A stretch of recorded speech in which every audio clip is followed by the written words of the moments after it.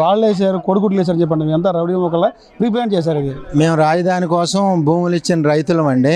మేము అక్కడ వాళ్ళ మీద రాళ్ళు వేసే అంత ఇది లేదండి. మాకు రాజధాని డెవలప్మెంట్ కోసం పోరాడుతున్నాడండి చంద్రబాబు నాయుడు గారు.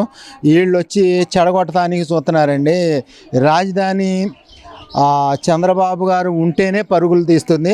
జగన్మోహన్ రెడ్డి వచ్చిన 5 సంవత్సరాలు కూడా కంప చెట్లు పిచ్చెట్లు పెరిగిపోయి నానా రోతగా ఉంది. మీరు మీడియా వాళ్ళు కాబట్టి మీరు చూడండి రాజధాని ఎంత అభివృద్ధిలో ముందుకెళ్తుందో. ఈ రాజధాని అభివృద్ధి చూసి ఓర్వలేక ఆయన జగన్మోహన్ రెడ్డి దగ్గరికి వెళ్ళింది ఎవరు?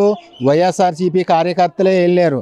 అదేమంటే నేను రైతుని అంటారు. ఈ ప్రాంతంలో వాళ్ళే అక్కడికి వెళ్ళి ఇదొక ఇలాగా కావించుకొని వచ్చారు.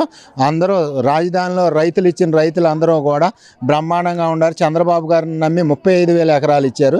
29 గ్రామాల రైతులు కూడా సంతోషంగా ఉన్నారు. 2014 నుంచి 2019 వరకే వాళ్ళు చాలా నరకాలు అనుభవించారు. 250 మంది రైతులు చనిపోయి ఉన్నారండి. రాజధాని కోసం భూములు ఇచ్చిన రైతులు ఇప్పుడు 2025 కాడి నుంచి 2024 కాడి నుంచి 2029 దాకా బ్రహ్మాండంగా ఉంటారు.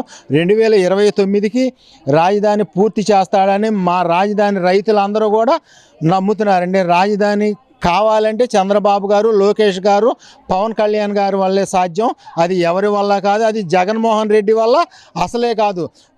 ఏపీ ప్రజలారా, జగన్మోహన్ రెడ్డి మాటలు నమ్మకండి, మరీ నమ్మకండి. ఒకసారి నమ్మి మోసపోయాం, 151 సీట్లు ఇచ్చాం, అయినా సరే మళ్ళీ నాశనం చేశాడు. అందుకనే 11 సీట్లు ఇచ్చారు. ఆ 11 సీట్లు కూడా ఇవ్వద్దని ఈ ఏపీ ప్రజలందరికీ మనవి చేస్తున్నాను.